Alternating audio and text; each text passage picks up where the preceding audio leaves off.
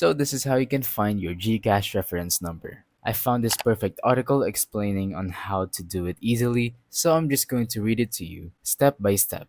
As you can see, it says you can easily find the reference number of any of your transactions by following these steps. Number 1, open your Gcash and then go to your transaction history by tapping on history. And then tap on the transaction whose reference number that you want. So for example, if you made a payment, you're going to want to tap on that specific payment to see what the reference number for that payment is. And then you can go ahead and view the details by simply tapping on it. And then within those details, you can get the reference number.